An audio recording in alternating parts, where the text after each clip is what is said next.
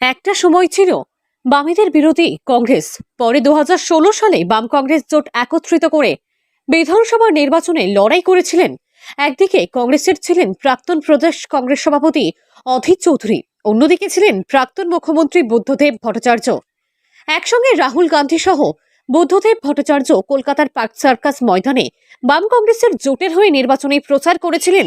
সঙ্গে ছিলেন প্রাক্তন সাংসদ অধীর চৌধুরীও। প্রয়াত হয়েছেন প্রাক্তন মুখ্যমন্ত্রী বুদ্ধদেব ভট্টাচার্য। একটা সময়ে বাম আমলে জেলে যেতে হয়েছিল অধীর চৌধুরীকে। আর সেই অধীর চৌধুরী প্রয়াত প্রাক্তন মুখ্যমন্ত্রী বুদ্ধদেব ভট্টাচার্যের মৃত্যুতে বেশ কিছু স্মৃতিচারণা করেন। অধীর চৌধুরী বলেন, দীর্ঘদিন ধরে বাম শাসনের বিরোধিতা করে আমরা রাজনীতি করেছি। বিধায়ক থেকে সাংসদ পদে থাকাকালীন বামেদের বিরুদ্ধে লড়াই করে জয়ী হয়েছি। প্রতি মুহূর্তে বাম ঘরানার রাজনৈতিক বিরোধিতা করেই আমাকে এগিয়ে যেতে হয়েছে। বিরোধিতা করতে গিয়ে প্রতিবাদ করেছি এবং সমালোচনা করেছি।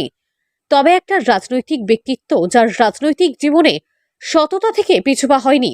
বুদ্ধবাবুর বিরুদ্ধে সিঙ্গুর নন্দীগ্রাম নিয়ে বিরোধিতা করেছি, তবে আজকে মনে হয় সেই বিরোধিতা না করলেই ভালো হতো। বাম জমানায় বাম শাসনের বিরোধিতা করে আমরা রাজনীতি করেছি। আমি কংগ্রেসের এমএলএ পদে দাঁড়িয়েছিলাম, হেরেছি, কখনো জিতেছি, লোকসভায় জিতেছি।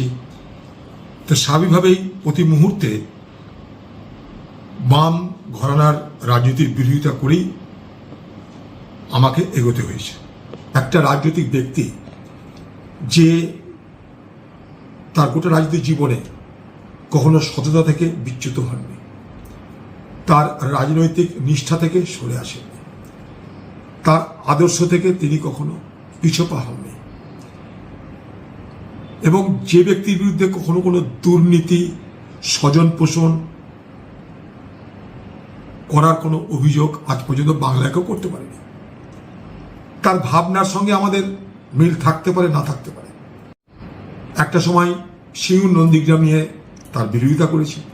পরে আবার মনে করেছি যে সিঙ্গুরে বিরোধিতাটা না করলে মনে হয় ভালো হতো, এটাও মনে হয়েছে।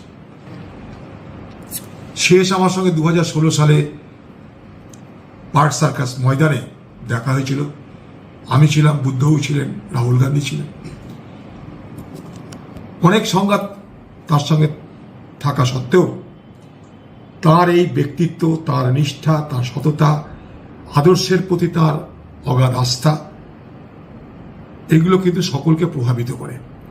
আজকে যখন বাংলায় দুর্নীতি আর রাজনীতি একে অপরের পরিপূরক হয়ে গেছে, তখন নিঃসন্দেহে একথা বলা যেতে পারে যে ভবিষ্যৎ প্রজন্ম এবং ভবিষ্যতের রাজনৈতিক ব্যক্তিরাও বুদ্ধ অন্তত এই চরিত্রটা তারা যদি গ্রহণ করতে পারে, রপ্ত করতে পারে, বাংলা বাঁচবে বলেই মনে করি।